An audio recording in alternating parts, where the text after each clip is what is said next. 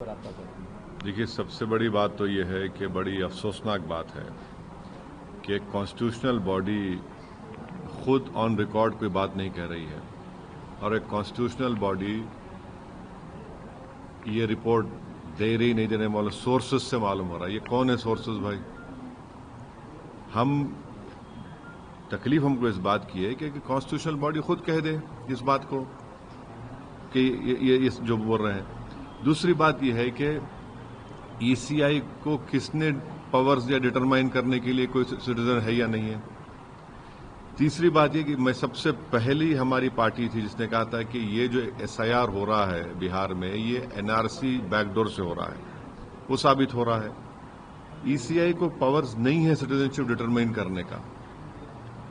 और चौथी बात यह है कि वो कौन से बीएलओज हैं, उनका नंबर हम डिमांड करते हैं, इसे हमको दीजिए। हम अपने पार्टी के लोगों को बोलेंगे जाके इन बीएलओ से मिलिए और हमको बताइए कि कहां पर आपको ये जो नेपाली कह रहे हैं, म्यांमार के कह रहे हैं, बांग्लादेशी आपको मिले हैं।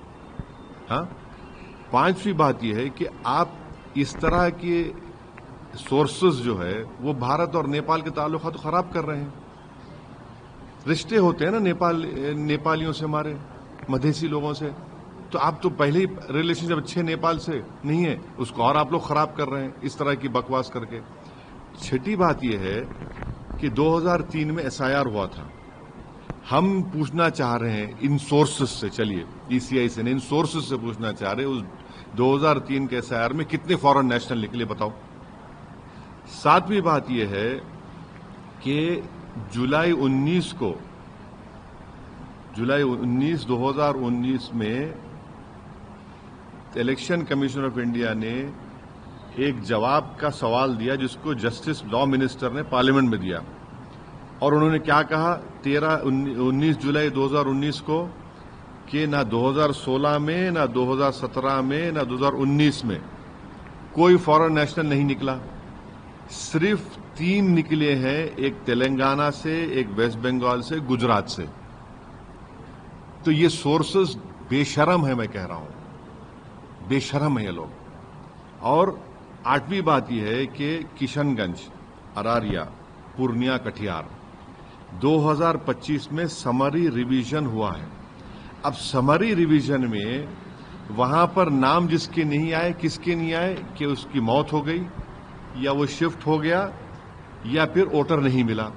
समरी रिवीजन में कोई ये बात नहीं आई कि सिटीजनशिप का मामला आया या डॉक्यूमेंट अनअवेलेबल था।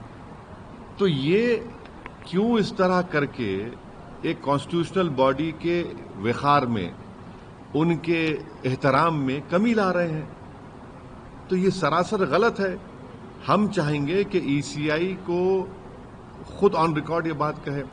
ये एम्बेडेड लोग, ये जो चमचे हैं, इनको इस्तेमाल ना करें। आप एक कॉन्स्टिट्यूशनल बॉडी है और हमको बीएलओस का नंबर दें वो, क्योंकि टाइम है हमारे को।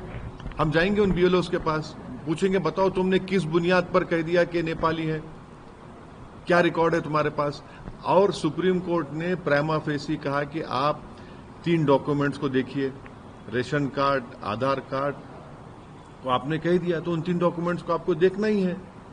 तो ये इस तरह से करके जो हमको जिस बात का एप्रीहेंशन था कि बैकडोर एनआरसी हो रहा था, वो साबित कर रहे हैं उसको।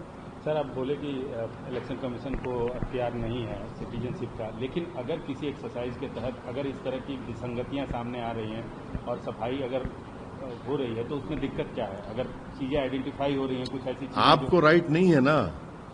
जब आपको राइट नहीं है, आप कैसे करेंगे काम? राइट है होम मिनिस्ट्री को, राइट है वो एसपी बॉर्डर को, फिर उसके बाद एमएचए के 3 ऑफिसर साइन करना पड़ता, फिर उसके बाद जाता है फॉरेनर्स ट्राइब्यूनल को। आपको राइट ही नहीं है, क्यों कर रहे हैं आप ये? यही तो हमारा बुनियादी क्वेश्चन है। आपको राइट ही नहीं है, आप कैसे करेंगे? ये तो होम मिनिस्ट्री का काम है। और होम मिनिस्ट्री भी सबसे पहले वो एसपी बॉर्डर को जाता है, फिर एसपी बॉर्डर से एमएचए को आता है, एमएचए से 3 ऑफिसर साइन करते, उसके बाद फॉरेनर्स ट्राइब्यूनल को जाता है वो। आप क्यों कर रहे हैं? आपको राइट ही नहीं है। इसीलिए तो मैंने कहा था कि ये बैकडोर एनआरसी ना हो जाइए। सोर्सेस क्या है, क्या सोर्सेस है भाई? और 2019 में पार्लियामेंट में जवाब दे दिया गया था कि ना 2016 में, ना 17 में, ना 19 में कोई फॉरेन नेशनल मिला वोटर लिस्ट में। सिर्फ एक मिला तेलंगाना में, एक मिला वेस्ट बंगाल में, एक मिला गुजरात में।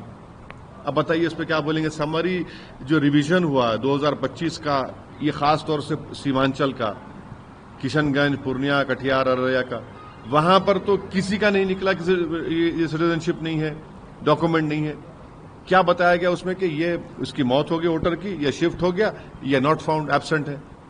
तो ये इस तरह करके ही आप लोगों में गलत मैसेज दे रहे हैं। और फिर बिहार का इंटेंसिव चुनाव जैसा हो रहा है, भाई नवंबर में चुनाव होगा, तो आप क्यों गरीबों को, खासतौर से सीमांचल के लोगों को पावरलेस बनाना चाहते हैं आप? Sir, during election commission exercise, there are reports that some foreign nationals are giving voter list. What's your response? No, it is very embarrassing that a constitutional body is giving or is relying on sources. Why can't a constitutional body like ECI say, come out openly and tell to the media? Who are these sources? Who are these sources? Please tell me. And ECI cannot decide or determine citizenship. Who has given them the powers?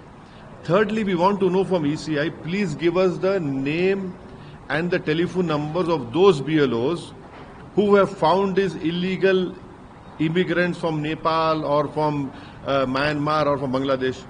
We will tell our party people, MIM party members, will go and meet those BLOs. And we'll check and if possible, we'll bring all those proof to them.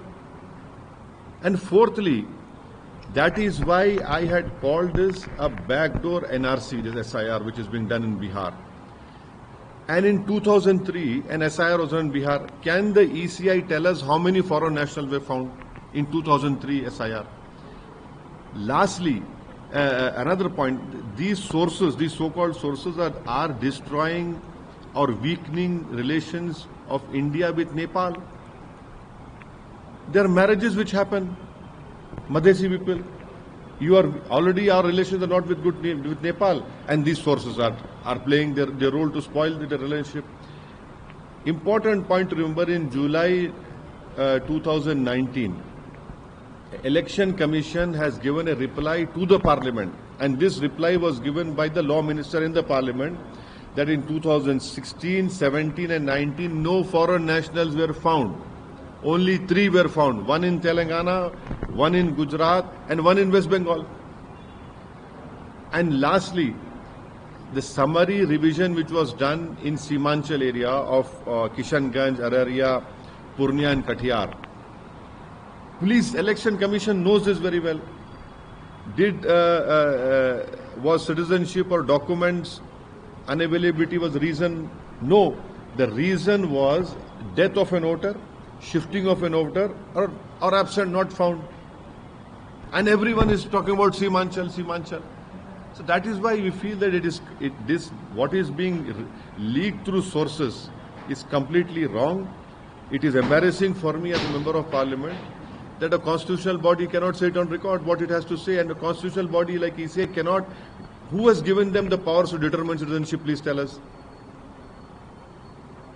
This is what I have to say. Sir, एक सवाल है, आप लोगों के पत्र लिखे हुए अच्छे खासे दिन हो गए। आपने इंडिया अलायंस के लोगों को पत्र लिखा था आपकी पार्टी ने।